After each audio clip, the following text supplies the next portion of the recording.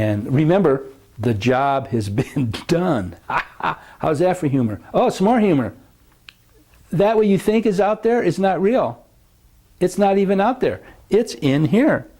And there's tragedy to that too.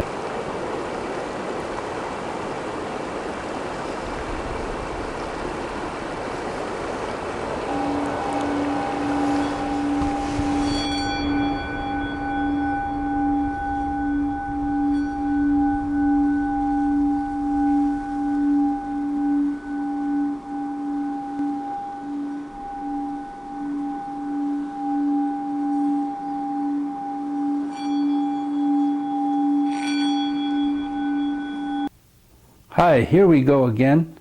This is video number 4 in the series Art, Alchemy, and Spirituality. And I think we're going to subtitle this whole section Secrets of a Meta-Hermeneutical Master.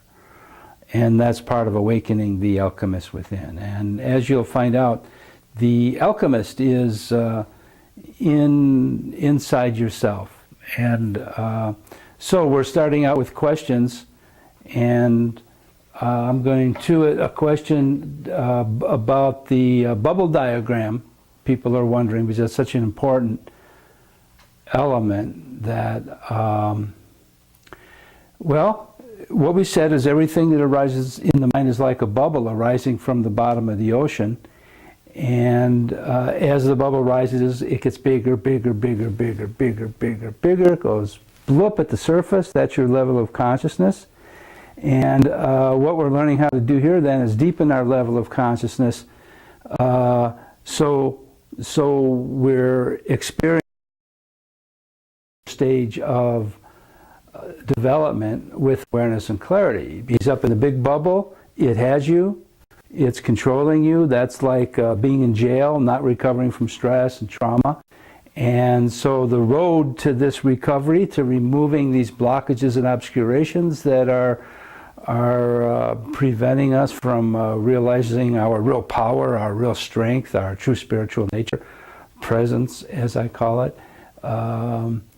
We need to remove these blockages, and is to experience those things at earlier stages of development, as opposed to the big bubble experience us.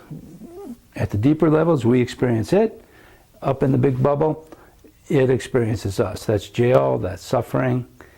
And there were some more questions about my meeting with Professor Jung, Carl Gustav Jung.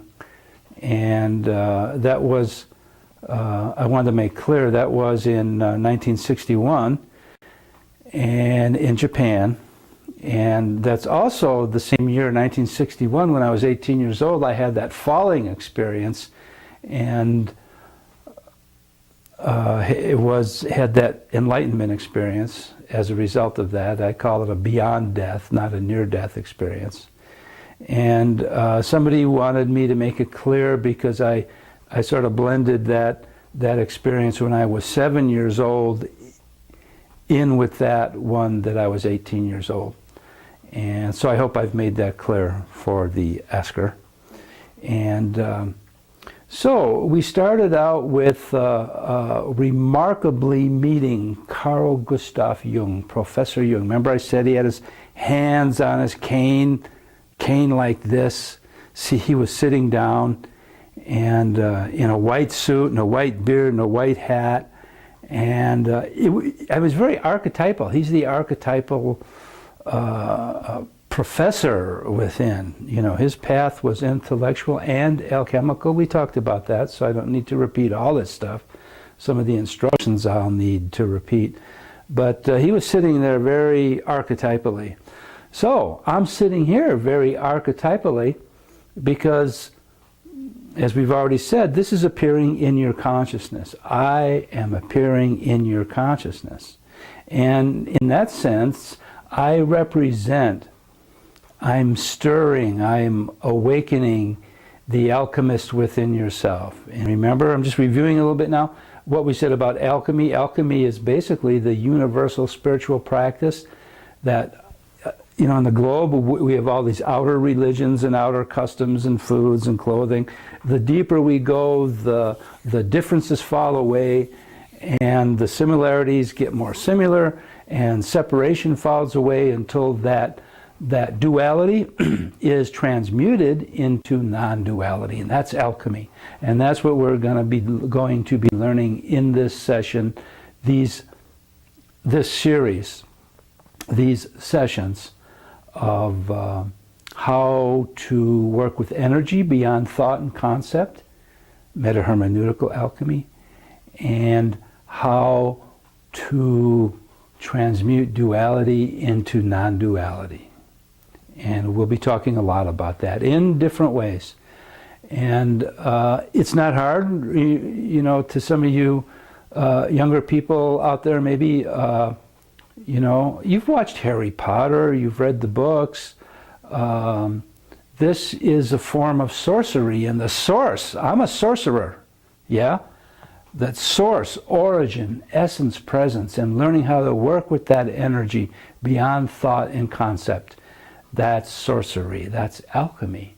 So I'm trying to approach a wide spectrum of people here, from young people to other spiritual masters, perhaps, to people that have been on the path for a long time and have studied with many teachers and many masters. I hope that all of you can awaken the alchemist within yourself, and because the true teacher is within. It's not out there. Remember, we ended, and I might edit that little segment how we ended the last time, about how I thought it was so funny that we think that what's out there is real.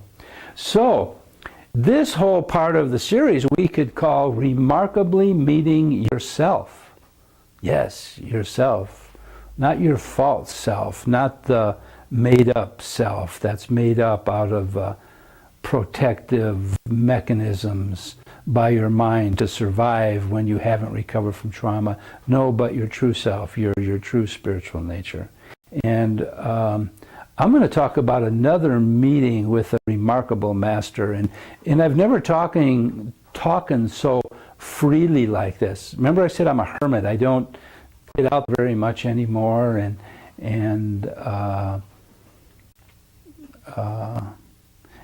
anyway, I do get out there, but I'm very quiet. Some people call me the quiet man. So I had another remarkable meeting with a great master, and I write about it in my new book that's being edited now, The Euphoria Response, Developing Your Seventh Sense. One morning, long ago, I was washing my hands. You know, I got up in the morning, turned on the water, I was washing my hands, and I was, you know, splashing water into my face and washing the sleep out of my eyes. And then when I looked up into the mirror, it wasn't me there. I was startled, and I went, and the person, the great master, I recognized who it was. The great master in the mirror didn't move like that, and sort of smiled. And then we started communicating telepathically. And it was this great master that imparted a lot of these teachings to me. And we had remarkable meetings in the mirror, and then we didn't need the mirror anymore. And the teaching proceeded telepathically. He was a great alchemist and spiritual master. And that's one of my teachers. And I don't know, some people would call that the astral plane, maybe, contacting. I'd say it just is. And so anyway, that's why I do what I do. Is, you know, I'm nobody special, I'm no different than you are. But I've had these remarkable experiences and remarkable meetings with different teachers on different levels of consciousness and in different locations. And I'm saying all these things to get you interested in what I have to say. I've been studying and practicing this stuff since 1961, basically, and it's been a very interesting path. So we're starting out by learning to recover from old stress and trauma. And I've been teaching some other classes and talking to people on the phone, and I'm not sure if in this series yet I mentioned the amygdala and the brain. In fact, I'm sure, now that I think of it, I'm sure I didn't. So I'd like to introduce you quickly to the eye movements and breath meditation, because this is one of the best exercises, meditative exercises, to get you in the moment, to access all areas of the brain, to access your whole brain, to energize the whole brain, balance the energies in the whole brain, ground and center that energy. So there's a series, a teaching series, where I'm on the telephone with Laura, that's on iTunes. Search KTVP, or search Thomas Vincent Pritscher, search meditation, search alchemy in the iTunes music store, and subscribe to these podcasts and download them into your computer. Well, when you subscribe, they'll download. I think you probably have to have iTunes for that, but it's a free download. And in there, I'm going through some very basic teaching, so it's just conversation with her over the phone, and I go through the eye movements and the breath. It's also on my site, web.mac.com/Tom Pritscher. It's the eye movement and breath instructions are on the blog. I have some of the not fully edited portions of my new book, the Euphoria response, developing your seventh sense. That's what we're going to talk about today, just a little bit. I am going to explain here real quickly the eye movements and breath meditation, but I'd like you to go to two of those sources. Oh, one more source is my whole book that's called Practicing the Presence, A Course in Meditation, is free on my other website that's called realhealing.com. The real healing, because that's what we're talking about here. The real healing, that word healing means becoming whole. And that becoming whole is non-duality. It's that oneness. And so www.realhealing.com. My whole book is on there, and the eye movements and breath meditation is lesson 1, and it's free on there. So the eye movements and breath meditation, we're going to be coming back to the bubble diagram quite a bit, and we're going to be coming back to the eye movements and breath and talking, because a lot of stuff is happening. It's a very important exercise. The first part of the instruction is to totally be there in the moment with what you're doing. In other words, we're going to be moving the eyes, when our eyes are closed, like my eyes are closed right now, and we're going to be moving the eyes with the inhalation, with the breath, to 8 different directions. And those different directions are like the compass on a map. And the compass on the map points to north, south, east, and west, and the points in between. So, and that generally points to all the directions. So we're generally going to access the whole brain by the eye movements and breath. So we're going to know to be totally in the moment. And that totally in the moment means just really be there with what you're doing. And that means that we don't have to engage our mind in any way. We don't have to visualize anything. We don't make up verbal commands or affirmations or declarations. Sure, you have to learn the directions in the process, and you have to think in your mind at first, and you have to learn, because that's where learning of that sort takes place. So, but after a short time, it becomes very automatic in the sense of riding a bicycle.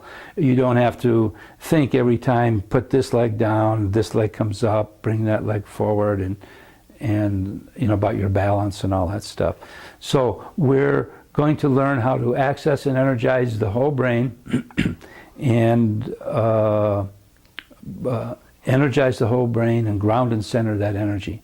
As that is going on, there's a lot of other stuff going on of opening up energy centers and special receptor sites throughout the brain and the whole body.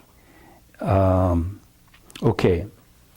Oh, I have to talk about the amygdala because I mentioned. In here in the brain, in the temples inside there, are the amygdalae. There's one on the left side and one on the right side, and they're part of the limbic system.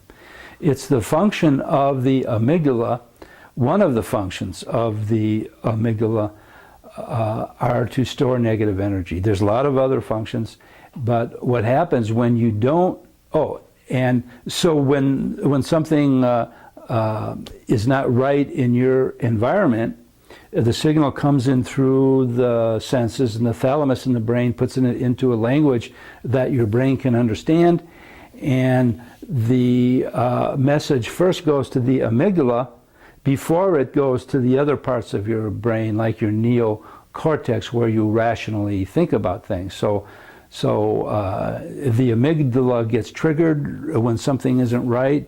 You know, it's called the flight or fight response too, which is very important. We need that. Without that, we wouldn't be where we are today and have developed as we have developed today.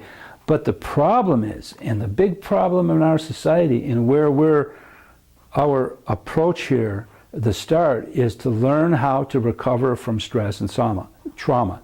And that's something that we don't learn in schools. We don't learn from our parents. Yeah, some people do. But mostly we learn how to cover over stuff, to avoid and deny and, do some drugs, take a drink, avoid your dealing with your stress and trauma, so you don't have to deal with it. And there's value to that. When there's a great stress, like a death in the family of a loved one or of a pet or something like that, you need to avoid it a little bit. You need to that's part of the recovery process too. So we'll be talking about recovering from the deeper things like severe grief and other traumatic situations. But right now, we're talking about those things that happen and you have like a startle response from. And so when you don't recover from the trauma, the amygdala stays on a little bit because you're still tense, you haven't recovered. And then over the years of not recovering from stress and trauma, the amygdala stays on to the degree that you're tense all the time. And the slightest little thing sets you off. I'm sure we've all experienced that in ourselves, or at least seen that in people around us, where some little thing will happen. I wanted to get that snap in there. And we snap, or they snap. And that little thing doesn't warrant this big response, but the amygdala has been primed. And this little thing is what sets it off. And the amygdala sets out messages to different areas of the brain to put us into that stress response. But the point is when we don't learn how to allow that amygdala to recover, we stay tense, we stay tight in the slightest thing. And that's being up in the big bubble. We stay in fear. We stay in that hyper alert state of the stress response puts us into. And like I say, there's great value to that. We have to learn how to channel that energy and not just let that energy inhibit us from acting out of a deeper level of consciousness. So the eye, movements, and breath meditation, when we access the whole brain through moving the eyes with the breath to these 8 different directions, we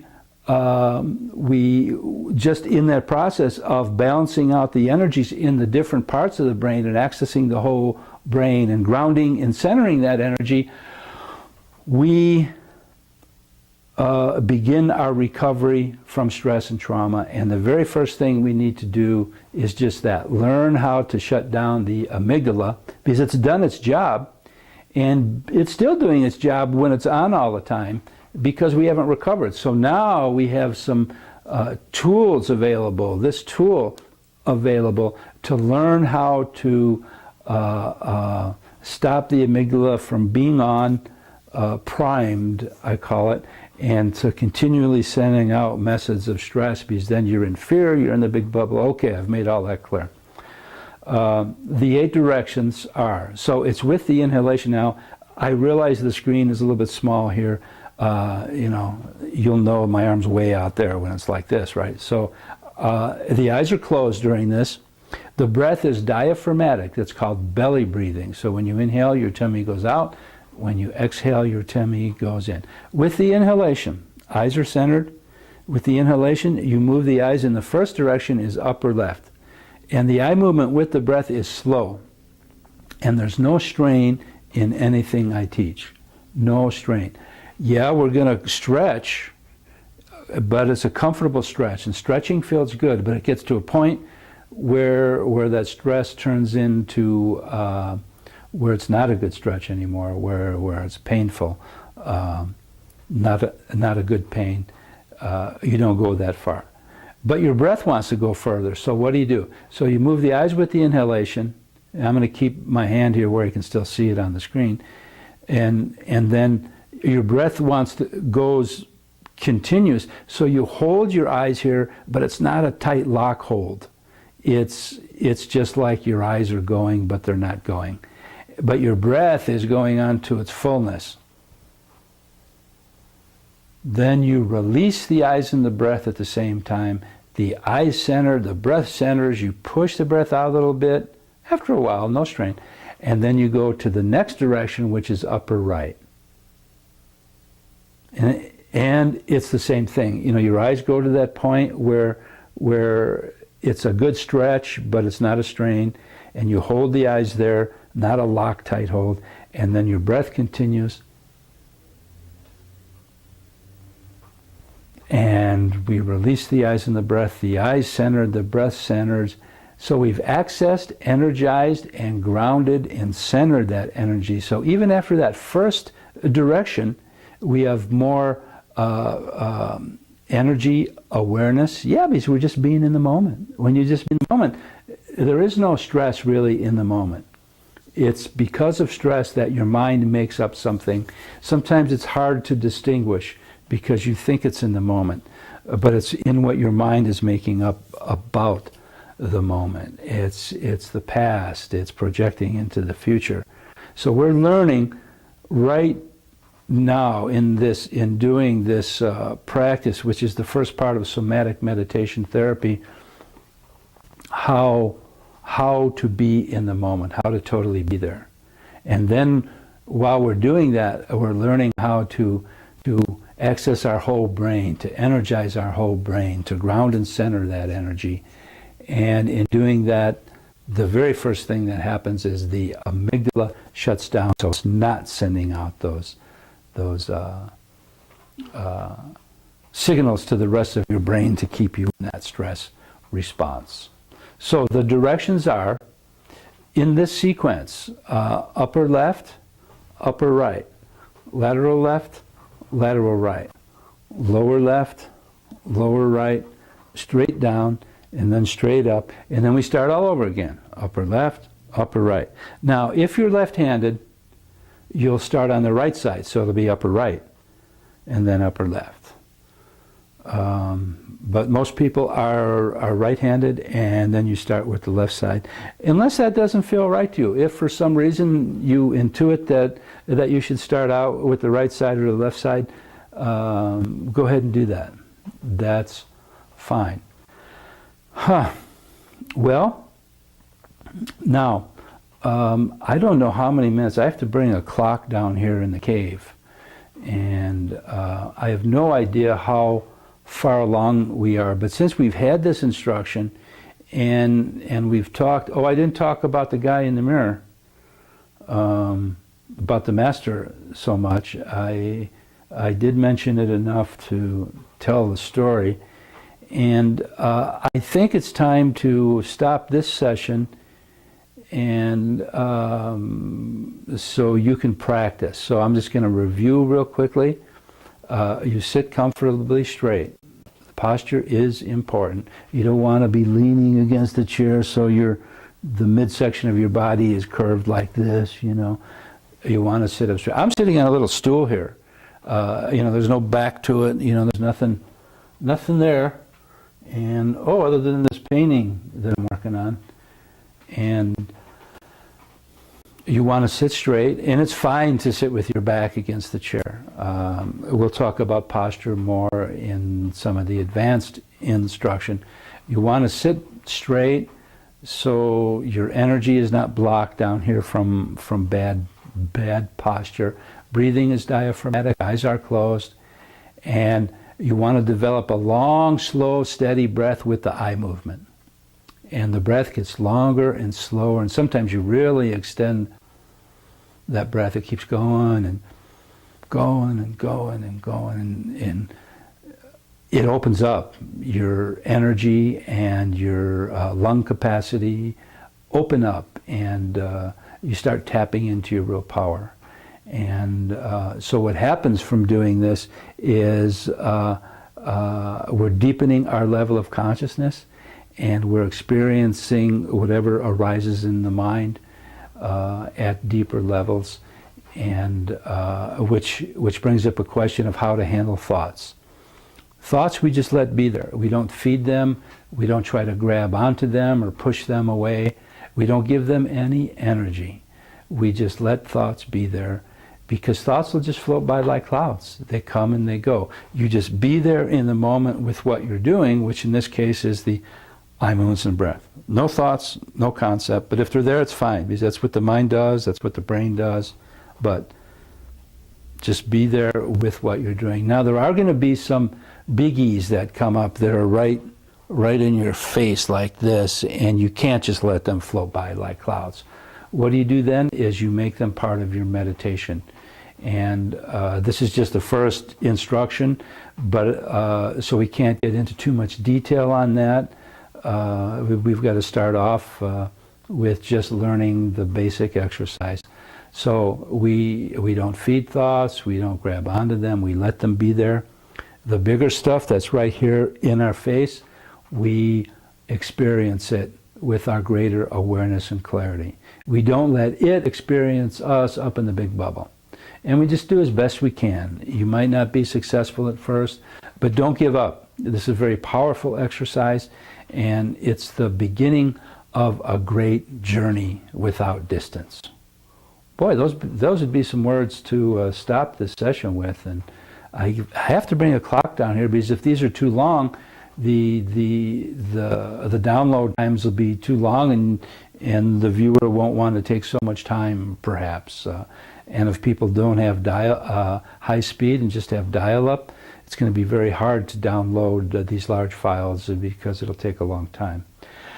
We didn't talk about their euphoria response. We'll talk about that in the next session. So I do think that we have to go now and practice. Do this twice a day for about 10 minutes, at least 5 minutes, twice a day. If you're in extreme trauma, take the first 5 minutes of every hour and do the eye movement and breath meditation along with the longer time. Now, there's many stages to this meditation, and it all has to do with first somatic meditation therapy and removing those blockages and obscurations, recovering from the old stress and trauma, healing, becoming whole.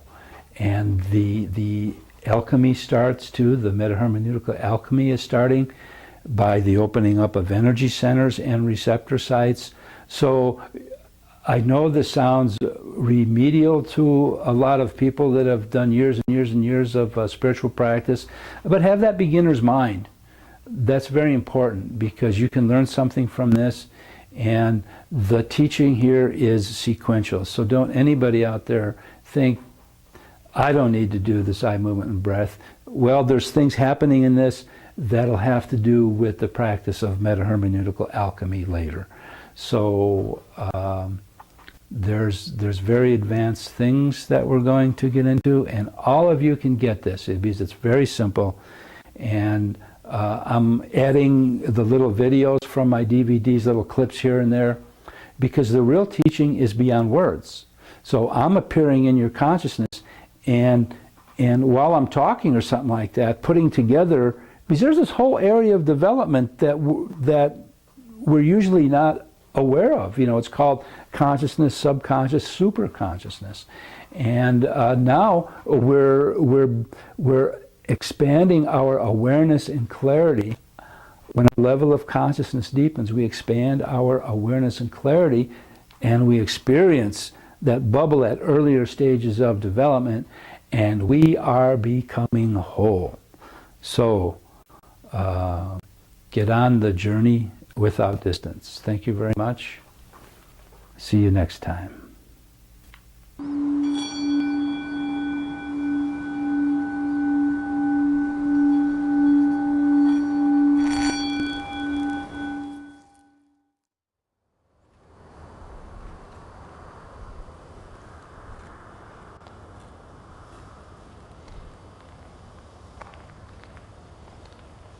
You finally found me.